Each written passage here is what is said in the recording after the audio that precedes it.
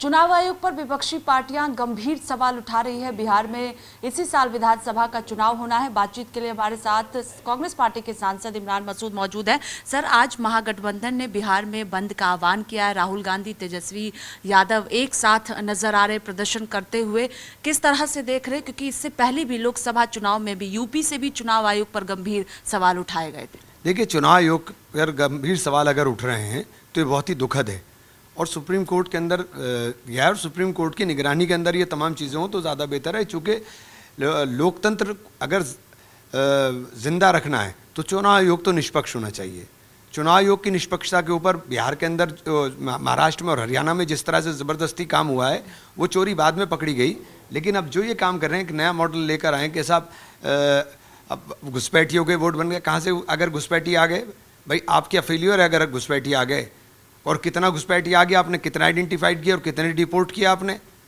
तो ये सब बेकार की बातें हैं। आधार कार्ड बना हुआ है जिनका, अब आप उनसे नए नए सर्टिफिकेट मांगने लगेंगे तो ये बहुत ही ज़्यादा ख़राब चीज़ है। इसको लेकर के विपक्षी पार्टी अगर सवाल उठा रही हैं और सुप्रीम कोर्ट के अंदर डेट लगी है तो सुप्रीम कोर्ट को संज्ञान लेना चाहिए। रविशंकर प्रसाद कह रहे हैं कि दबाव आप लोग बना रहे हैं क्योंकि कल सुप्रीम कोर्ट में सुनवाई होनी है, उससे पहले सड़कों पर उतरकर दबाव बनाने की कोशिश की जा रही है। ये तो पूरे देश के अंदर 25 करोड़ कर्मचारी क्या बन कर रहे हैं? 25 करोड़ कर्मचारी आज आंदोलन कर रहे हैं। ये तो पूरा देश दबाव की बात आप कर रहे हैं। पूरे देश के अंदर हाहाकार मचा हुआ है। लोग सड़कों पर उतरने को आप मजबूर कर रहे हो, आपकी नीतियां मजबूर कर रही हैं।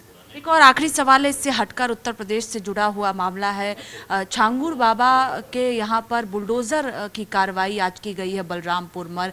गंभीर आरोप उनके ऊपर लगा है। विदेश से भी तार जुड़े हुए बताए जा रहे। ईडी ने भी केस दर्ज किया है। देखिए, मुझे नहीं पता क्या है क्या नहीं, लेकिन अदालत भी आप ही हैं। आप सुप्रीम कोर्ट के निर्देश के बाद, सुप्रीम कोर्ट ने बाकायदा निर्देश जारी किए, उनके बाद आप इस तरह बुलडोज़र चला देंगे किसी के घर के ऊपर?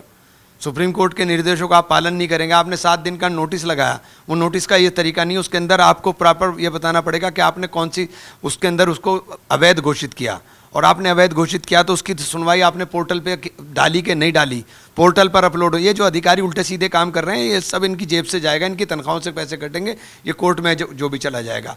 तो कोर्ट बनने की कोशिश ना करें, कोर्ट को सुपरसीड करने की बातें करते हैं।